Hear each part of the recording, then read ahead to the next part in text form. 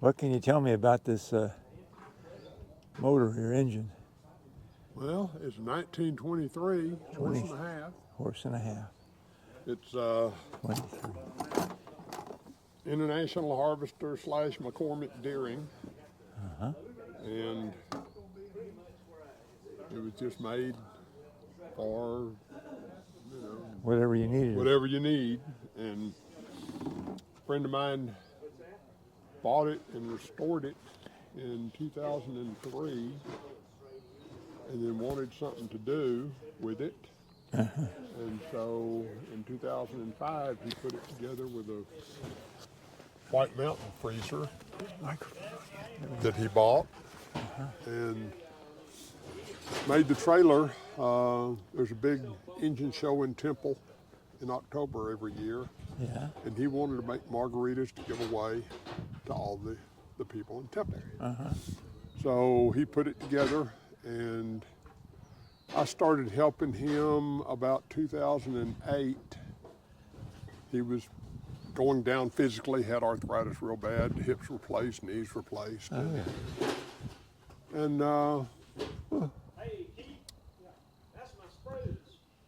there at the end, I would go get the trailer, get everything ready, and I'd go pick him up, and we'd go to Longview or Tyler or somewhere and make ice cream or margaritas. And he passed away in August of 15. Oh. And That's too bad. his brother, after he died, his brother said, well, Alex always, every time y'all go somewhere, he'd call me and tell me how much fun you had. And he said, why don't you just keep the trailer and so I'm taking care of Alex's trailer. So he kind of inherited it. Yeah. And, Good deal. Yeah, I'm sure he's happy you have it. Well, we've got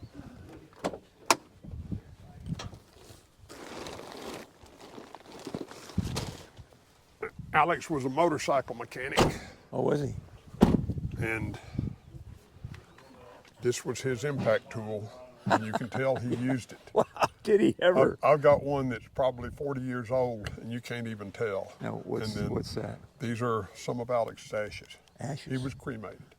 Okay. And this is in memory of Alex Chun, and everywhere I go, Alex and I still go on the road trip. There you go. So That's it's, fun. That's very fun. just Yeah. because. So Yeah. Yeah. Huh.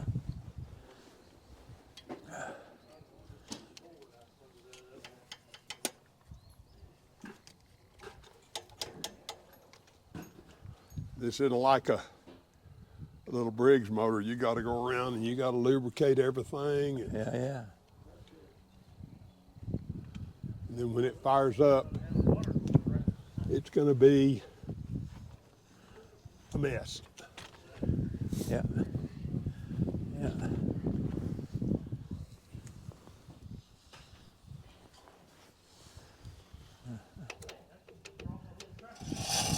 Go around the other side.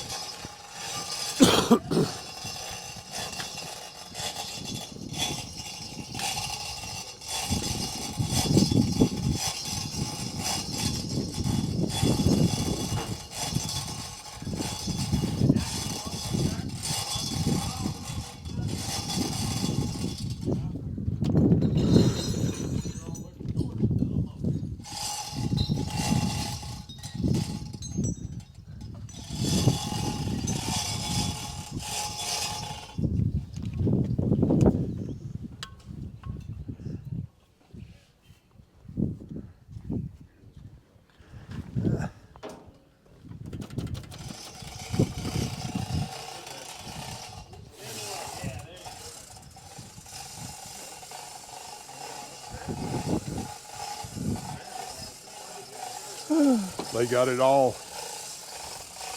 set up and everything, and they needed a drive shaft. And one of the guys that was there said, hey, how about the top rail on that fence?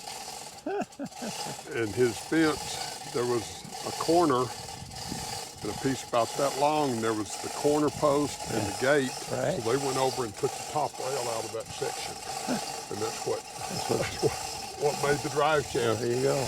And to this day, you can go to Alex's house, and that one piece of top rail is still shinier than all the rest of the fence. So but it was one of those things, you know, it's probably Saturday night at 9 o'clock or something, and they just wanted to get it done and hooked up, and so.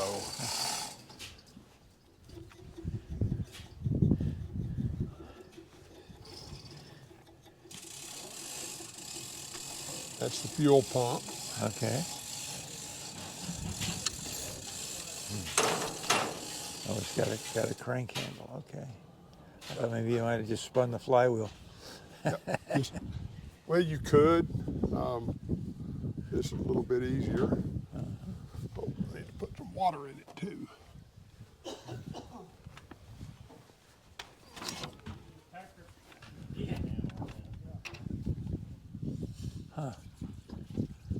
Darn. It's just a water jacket around the cylinder, Yeah. and if it runs long enough, you have to put a little more water in it.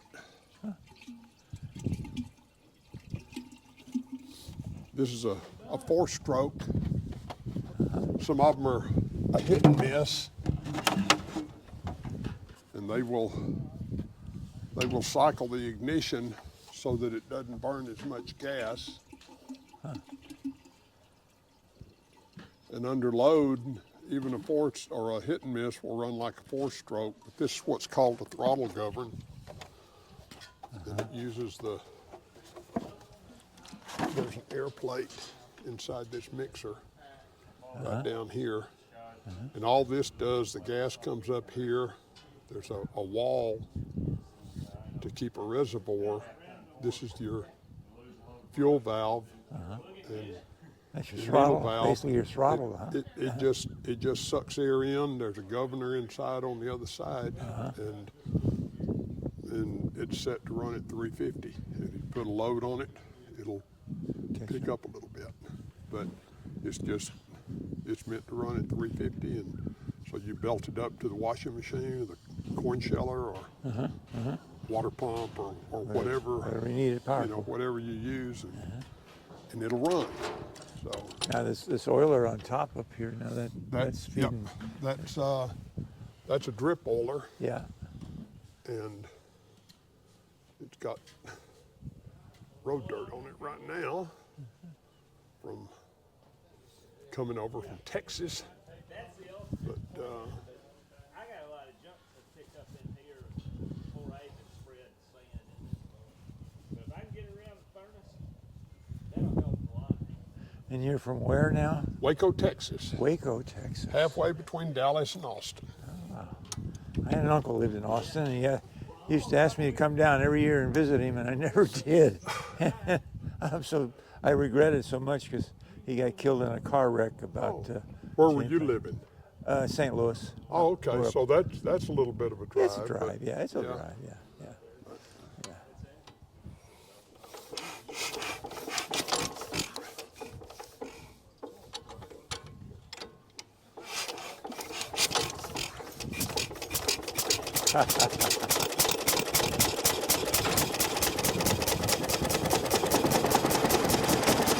Easy.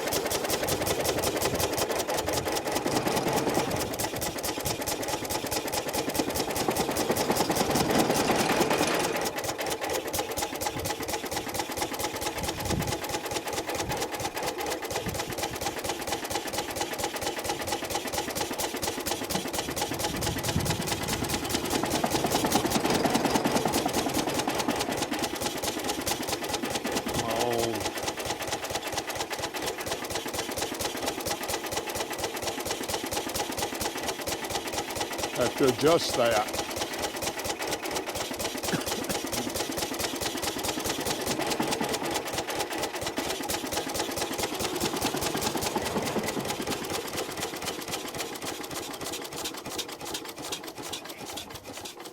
Oh, let's see. Isn't that neat? Yeah. I love how this lifter's got about a 1/4 inch of play there. Oh yeah. Well, that is actually how you set the exhaust valve timing. Because you've got the cam and it runs the magneto, which supplies the spark, and also runs the exhaust timing. The intake is just an atmospheric. Sucks. When it Just sucks comes it in. back on the suction stroke, it just pulls the valve open a little bit. I'll be down. And all I these need. these were good up to about maybe 600 RPM, Yeah. maybe. Yeah, well, You know, Probably don't 550, need- 450, 550, no problem. But once you get above that, you had to have too Starts floating. strong a spring Starts to keep floating, the yeah. valve from floating, and so you just it was kind of self-limiting, yeah, sure. and